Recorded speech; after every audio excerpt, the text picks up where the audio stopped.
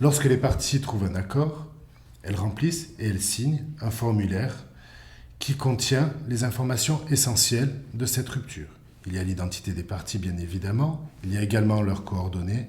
Et à ce sujet, le numéro de téléphone du salarié est essentiel puisqu'il permet à l'inspection du travail de prendre éventuellement contact avec lui pour vérifier la liberté de son consentement. Le formulaire prévoit également les 12 derniers salaires perçus par le salarié, la date de rupture du contrat de travail, les principales étapes de la négociation de cette rupture et le montant de l'indemnité qui sera versé in fine au salarié, puisque l'inspection du travail vérifie là aussi que le montant minimum est bien respecté. Toutefois, il est conseillé de signer en plus de ce formulaire un véritable contrat qui rappellera toutes les conditions de la rupture conventionnelle, d'une part, mais également qui rappellera les droits de chacun des parties, d'autre part. Ce contrat est extrêmement important dans la mesure où il permettra de rassurer l'inspecteur du travail sur l'information donnée au salarié quant aux droits dont il peut bénéficier. Ça le rassurera, ça permettra également de faciliter l'homologation de la rupture conventionnelle. C'est un premier point, mais il y a un second point, c'est que ça permettra d'éviter par la suite toute contestation de la rupture conventionnelle. En effet, lorsque la rupture est signée, qu'elle est homologuée, le salarié sort des effectifs, il existe une possibilité de contester cette rupture conventionnelle devant les conseils de prud'homme.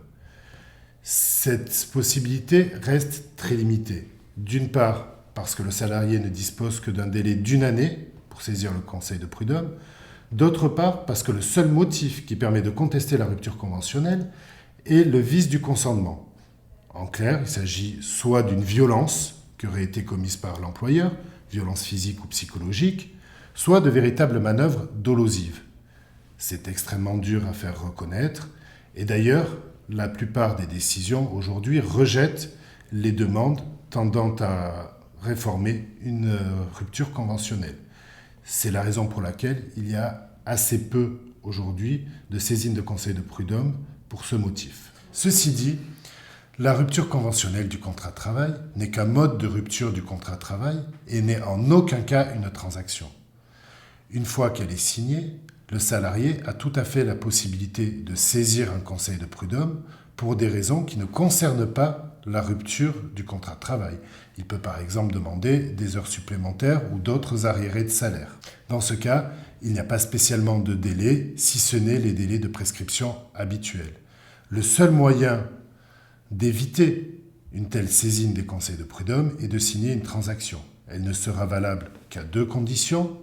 La première, c'est d'être signée postérieurement à l'homologation de la rupture conventionnelle. La deuxième, c'est de ne pas concerner la rupture du contrat de travail, mais uniquement les autres points de désaccord pouvant surgir sur les conditions d'exécution du contrat de travail. En tout état de cause, à tout moment, du début de la préparation de la négociation d'une rupture conventionnelle jusqu'à la signature d'une transaction, il est toujours conseillé de faire appel à un avocat qui va pouvoir renseigner les parties sur leurs droits et sécuriser les actes.